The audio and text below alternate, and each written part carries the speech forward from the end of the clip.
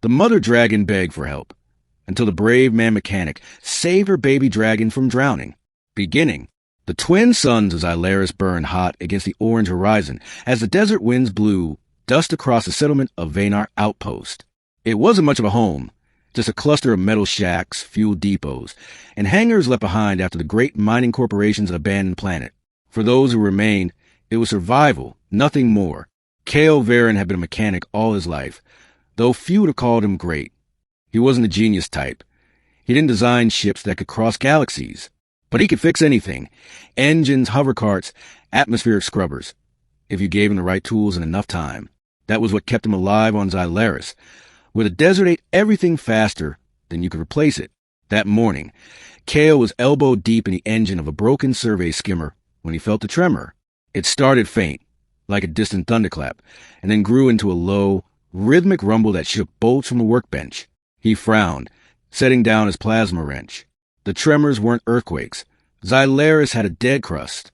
Something else was moving beneath the sands. The others in Vanar ignored it. They had grown used to strange sounds in the desert, rock falls, wind shrieks, the occasional landslide. But Kale's instincts told him something different. Later that evening, he climbed to the top of the old comms tower with his battered binoculars. The horizon shimmered with heat, but there, beyond the dunes, something massive broke the surface of sands. For just a heartbeat, he saw scales the size of shields glinting under the twin suns, and a massive wing arching skyward before disappearing back into the desert. Kale's breath caught. A dragon, he whispered. Dragons were supposed to be myths. Leftover stories from the old colonists who claimed that the planet wasn't just barren wasteland, but home to creatures that had lived here long before humans came. Most dismissed the tales as folklore, but Kale had just seen proof. Over the next few days, the tremors grew stronger. The outpost water reservoirs began to drain at alarming rates, their pipes collapsing into sinkholes. Kale volunteered to investigate, not out of heroism, but because he had a knack for machines and broken infrastructure always needed him. He followed the dry stream beds into the canyonlands, armed with only a toolkit, a battered sidearm, and an old atmospheric scanner. The trek was brutal. The heat burned his skin, and the desert winds howled like the cries of unseen beasts. On the third day, he found it. The canyon opened into a hidden oasis, a miracle of turquoise water and alien trees clinging to the rock walls. At the far edge of the lake lay a massive shape, a dragon, larger than any starship shuttle, her scales shimmering silver blue. Her wings were torn, her claws dull, her breathing ragged. Kale froze. Every instinct screamed at him to run, but then he saw something that rooted him in place. The dragon wasn't alone. Half submerged in the lake were smaller shapes. 5 baby dragons, each no larger than a ground speeder. They thrashed in panic, wings tangled, squealing in strange, mournful cries. The mother dragon lowered her head, releasing a guttural, almost human-like sound. A plea. Kale realized the truth. The lake was collapsing inward, water draining into the desert below. The babies were trapped in a whirlpool, dragged down by currents they could not escape. He stared, torn between fear and duty. He was a mechanic, not a warrior. What could one man do against creatures of legend? But then the mother dragon raised her golden eyes to him, and he understood. She wasn't threatening him. She was begging. Kale's chest tightened. He thought of his own childhood, of how he'd once been left alone after his parents died in the mines. No one had begged for him. No one had come. He couldn't let that happen to them. He dropped his sidearm.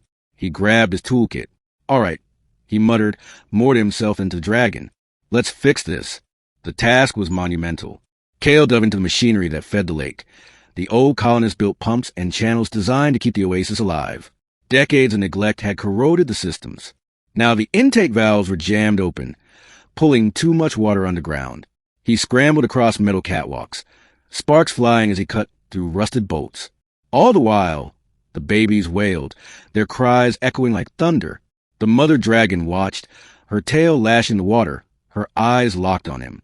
At one point, a catwalk snapped beneath his boots, nearly plunging him into the deadly whirlpool. He barely caught a railing, tools spilling into the torrent below. A baby dragon shrieked, thrashing dangerously close to him, but instead of attacking, it struggled toward him, as if sensing his effort to save them. Kale grit his teeth, pulled himself up, and rewired the intake valve manually. The machine roared, gears grinding against his improvised fixes. The whirlpool slowed, then steadied. The water rose again. With one final adjustment, the pumps reversed. Fresh water gushed into the lake, creating calm shallows near the bank. The baby dragons, exhausted but alive, clambered out of the water one by one. Their scales shimmered like jewels, and steam hissed off their wings as they collapsed near their mother. Kale collapsed too, every muscle screaming, lungs heaving. He had done it. He had saved them. But salvation was not the end. The tremors returned, stronger, closer. From beneath the desert, a roar echoed that shook Kale's bones. The mother dragon raised her head and hissed, wings spreading protectively around her young. Kale realized in horror they weren't alone. The dragon's enemy had come. From the canyon walls burst a massive worm beast, armored in jagged chitin, its maw lined with rings of teeth. A desert leviathan, older than the colony itself. It had been drawn to the oasis by the struggling dragons. Kale froze. He had nothing, no weapons, no power. The worm lunged, but the mother dragon struck. Her silver wings blazed as she slammed into the worm, claws rending chitin. The canyon shook as the two titans battled, sand and rock exploding in every direction.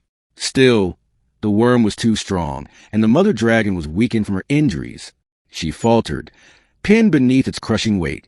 Kale looked at the baby dragons huddled at the water's edge. He thought of their cries, their innocence. He couldn't let the cycle of abandonment repeat.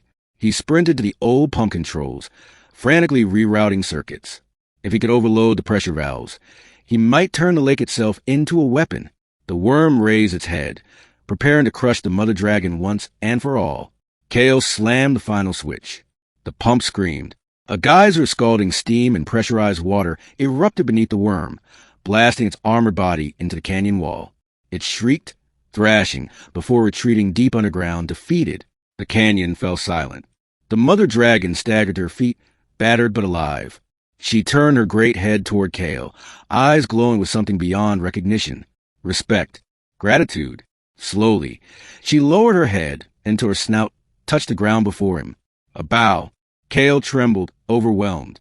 "You're welcome," he whispered. Ending. The next morning, Kale awoke beneath the shade of alien trees, the sound of soft rustling nearby. The baby dragons had curled around him in a protective circle, their scales warm against the desert chill. The mother dragon stood watch at the edge of the lake, her wings healing in the sun. For the first time in years, Kale felt needed, not as a mechanic patching up broken machines for ungrateful colonists, but as a man who had made a difference. When he finally returned to Vanar Outpost, no one believed his story. They laughed, dismissing it as heat stroke or hallucination. But Kale didn't argue. He simply repaired their broken machines with quiet efficiency, keeping his secret close. Sometimes, though, when the twin sun sank below the horizon, he would climb the calm's tower again. Far across the dunes, he'd see a silver flash of wings in the starlight. The dragons remembered, and so did he. Kale Varen, the mechanic who once saved a family of dragons, carried that bond forever. Not in legend, not in fame, but in the silent knowledge that, when the mother dragon begged, he had answered, and in doing so he had saved far more than her children. He had saved himself.